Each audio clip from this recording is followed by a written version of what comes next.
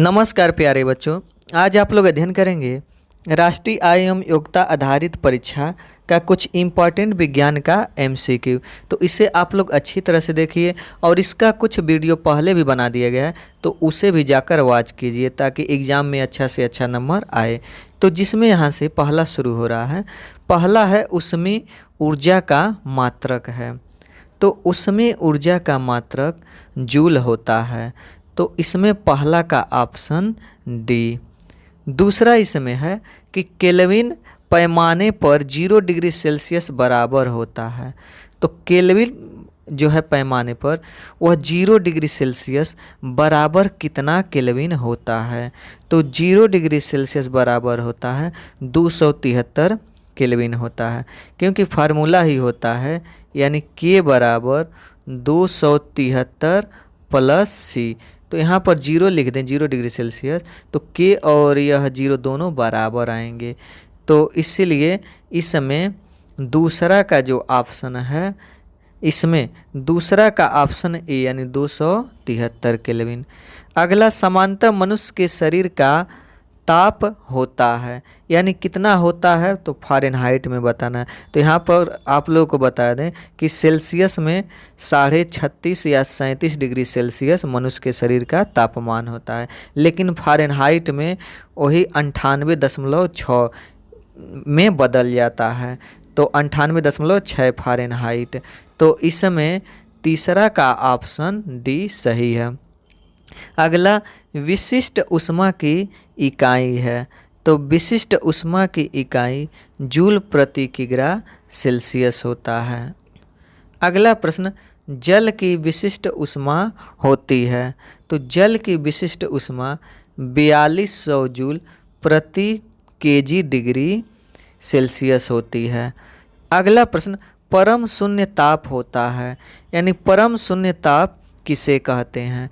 तो -273 degree Celsius को परम शून्य ताप कहा जाता है।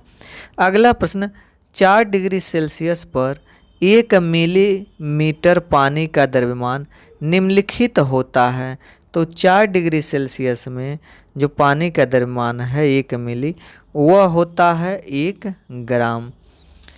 अगला 8वां प्रश्न, 1 कैलोरी यानी 1 कैलोरी में कितने जूल होते हैं। तो यहाँ पर बता दें कि 1 कैलोरी में 4.2 जूल होते हैं। फिर अगले प्रश्न की ओर चलते हैं। तो इसमें है ठोस में ऊष्मा संचरण होता है।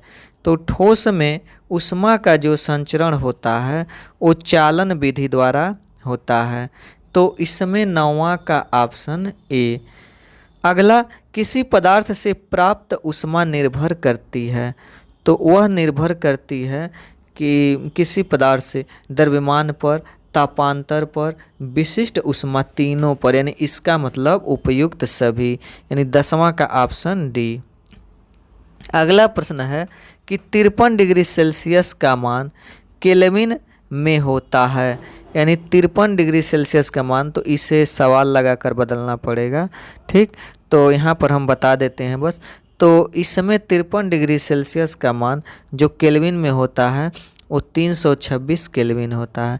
अगला प्रश्न, अक्षत और प्रतीक ने, ये 2 बच्चे हैं, अक्षत और प्रतीक ने अपने शरीर का तापमान क्रमशः 98.6 डिग्री फ़ारेनहाइट और 37 डिग्री सेल्सियस रिकॉर्ड किया।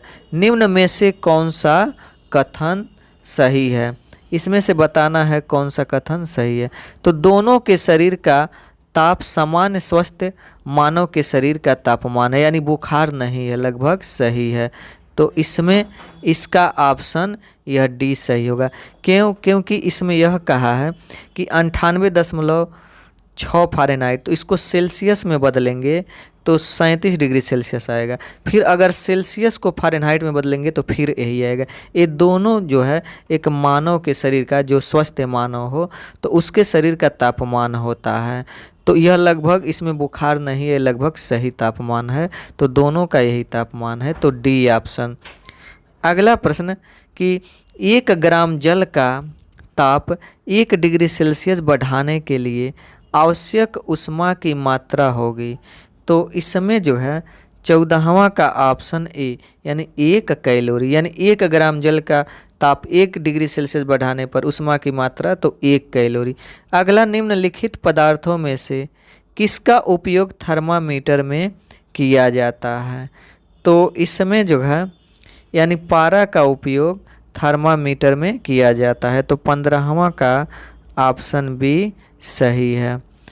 अगला प्रश्न इसमें तो 15वां का तो भी। अगला, 68 डिग्री फ़ारेनहाइट में कितने सेल्सियस होते हैं?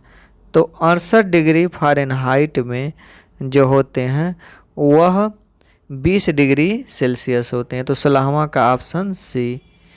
अगला प्रश्न है, चालन ऊष्मा के संचरण की प्रक्रिया होती है, यानी चालन ऊष्मा ठोस में होती है कि द्रव में कि गैस में यानी वायु में या निर्वात में? तो चालन जो प्रकरण होता है वो ठोसों में होता है ऊष्मा का संचरण। तो 17वां का ऑप्शन बी।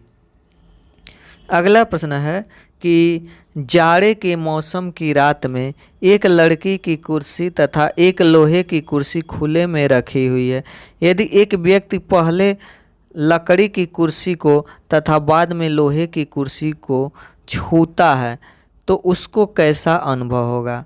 तो उससे यह जरूर अनुभव होगा, इस ऑप्शन से बताना है कि लकड़ी की कुर्सी से लोहे की कुर्सी ज़्यादा ठंडी होगी, क्योंकि लोहे में जो उसका संचरण है ठंडक का वह तेज़ी से हुआ है लोहे के अंदर, लेकिन लकड़ी में नहीं हुआ है।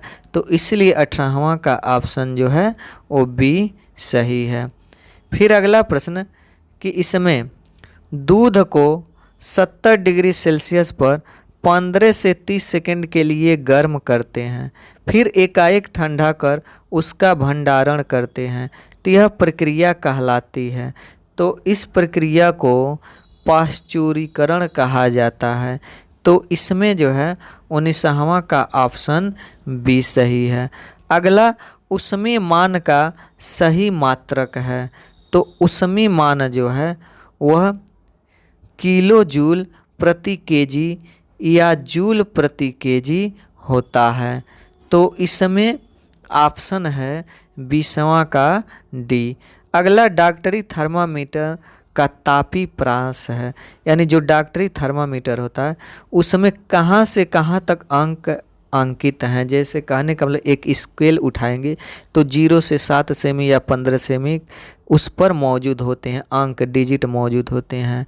तो उसी प्रकार डॉक्टरी का जो थर्मामीटर होता है वो कहाँ से कहाँ तक मौजूद होते हैं? तो 35 डिग्री सेल्सियस से वो 42 डिग्री सेल्सियस होता है। वीडियो अच्छा लगा हो तो लाइक करें और सब्सक्राइब ज़रूर करें ताकि और भी अधिक से अधिक वीडियो बनाएं। वीडियो देखने के लिए धन्यवाद।